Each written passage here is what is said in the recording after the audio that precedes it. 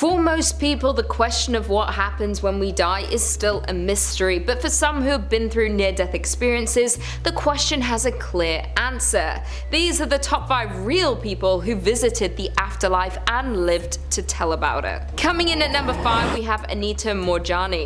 Born in Singapore, Anita moved to Hong Kong just at the age of 2. Living most of her life in Hong Kong, she worked in the corporate field when she became an adult. Diagnosed with lymphoma in 2002, Moor was losing her cancer battle, withering down to just 85 pounds. While battling tumours from the base of her skull to her abdomen, in February of 2006, after 4 strange years with cancer, her body finally gave up as she slipped into a coma. While in this coma, she said that she died and crossed over to an afterlife, stating, "I felt as though I was above my body. It felt like I had a 360-degree peripheral vision of the whole area around, but not just in the room where my body was in, but beyond the room." According to Moor, while in the afterlife, she reunited with her late father, who told her to turn back. Apparently, Anita recalled him saying that she had gone so far as she can, and if she went any further, she won't be able to turn back. But to Anita, this was a tough choice, as in the afterlife, she didn't want to turn back for how beautiful it was. She describes it as just incredible, because for the first time, all her pain and suffering had vanished, and all her discomfort had gone.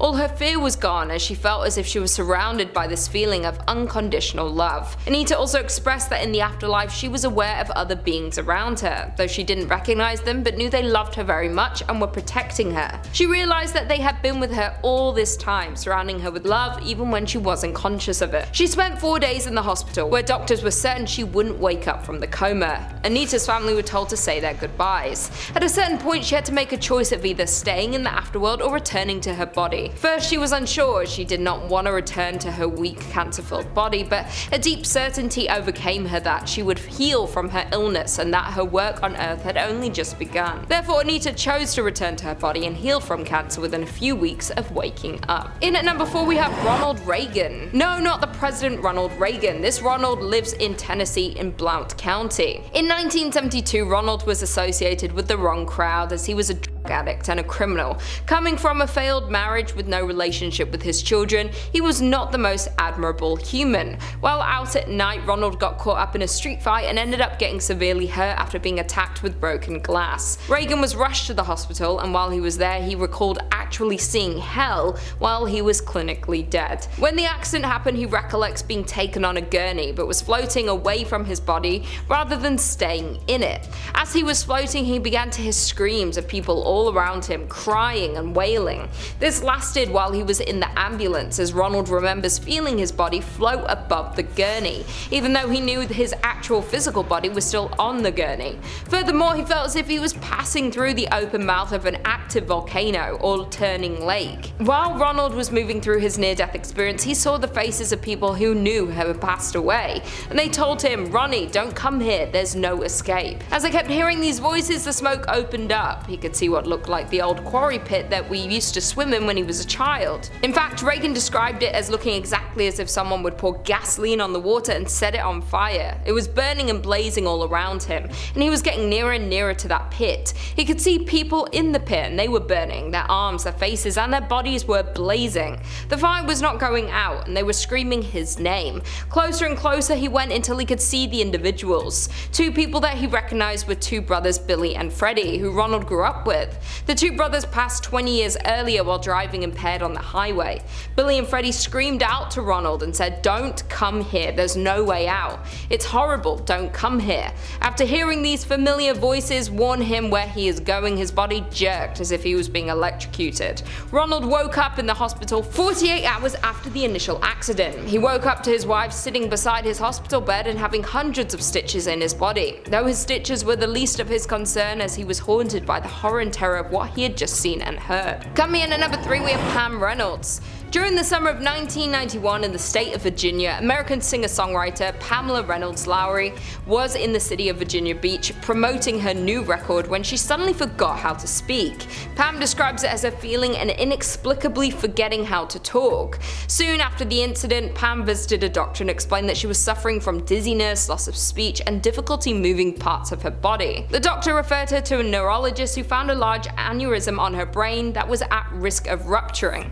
Because of the position of the aneurysm, the doctors predicted that if Pam had surgery, she wouldn't survive. As a last resort, Dr. Robert F. Spetzler offered to perform a rare procedure known as hypothermic cardiac arrest on Pam, which was a more successful looking operation for her rare case. The surgery involved lowering her body temperature to 10 degrees, taping her eyes shut, and placing small earplugs with speakers in her ears. These speakers would emit clicks that would check her brain function before the surgery went ahead.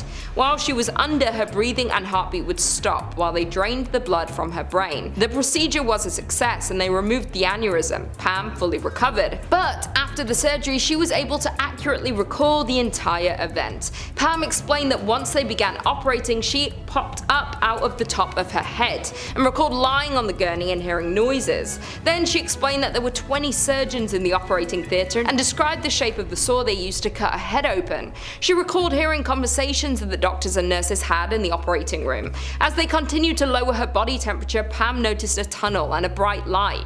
This would be the start of her near-death experience. During her near-death experience, Pam saw and spoke to her dead grandmother and uncle. She told her uncle that she didn't want to enter her body again as it looked like a train wreck, though he insisted she return and even physically pushed her away from the bright tunnel. For years afterward, Pam thought she was hallucinating during the operation, but she decided to tell Dr. Michael Salem what happened to see if there could be any possibility that what she saw and heard actually happened. He looked into her surgery records and sent her the recordings from the surgery, and to everyone's surprise, even the doctors, the surgery recording was exactly how Pam described them to be. In at number 2 we have David Ditchfield. In 2009 near Cambridge, England, David Ditchfield was saying goodbye to a friend at the local train station. David stepped onto the train to help his friend with her luggage and to hug her goodbye, but as David was stepping off the train, his long trench coat got stuck in the train's closing doors. Unable to release himself from the coat, he found himself trapped as the train started moving. David was pulled along the platform as the train began gathering speed. He was being dragged around like a doll until he was sucked into the gap between the train and the platform, ending up on the track with the train hurling above him. To maximize his chances of survival, David pushed himself as far down onto the track as he could. The final carriage of the train passed over him, and he felt a surge of joy that he had survived, although now he felt intense pain. He noticed that the left sleeve of his coat had been ripped to shreds and that his arm was missing from the elbow down. During the moment, David felt as if everything unfolded in a slow, dreamlike way as he felt an absolute sense of calmness. David was rushed to the hospital by paramedics with life-threatening injuries. Shortly after arriving at the hospital, he lost consciousness and suddenly found himself in a completely different environment, surrounded by darkness that seemed warm and soft, with vivid colours and lights around him. He felt no pain anymore and he felt very euphoric. Ditchfield described his near-death experience as seeing pulsating colours like little orbs, much brighter and sharper than any colours I'd seen in normal life. Watching them was really relaxing and therapeutic. Ditchfield felt an overarching sense of support and beauty. At this point, David felt certain that he was dead, but he didn't feel any fear or regret. Then suddenly he was back in the hospital with an overdrive of noise and light, with people and frantic noises around him as he was brought back from his near-death experience. And finally, in at number 1 we have Adam Tapp. Adam Tapp was 35 years old and worked as a paramedic in London, Ontario. While doing some woodworking in his shop on February 28, 2018, he had an accident and was electrocuted. His heart would then be stopped for 11.5 minutes. While recalling the accident, Adam states that at the time, all of his senses were overwhelmed by 12,000 watts of electricity. He was certain it was the most painful thing he had ever experienced. Luckily, he was not alone and his wife called 911, though Adam didn't wake up until 6 hours later in the ICU. While being in a coma for over 6 hours, Adam said he had a profound experience. He stated that he woke up in a place he had always been. It was black and it resembled space. Then he felt a frequency wash over him and saw what looked like geometric shapes and patterns, adding that something was communicating with him through thoughts and feelings and emotions. He remembers the feeling of fading into the fabric of the universe. It was so warm and peaceful and pleasant. Though Tapp eventually woke up from his coma, when he woke up he felt uncomfortable in his body again and hyper-aware of having to breathe again. What Adam learned from his experience was the feeling that death is supposed to happen. Even if it's unwanted, it's a necessary part of life. Well, there we have it. Thanks for tuning into this video. I'll see you in the next one.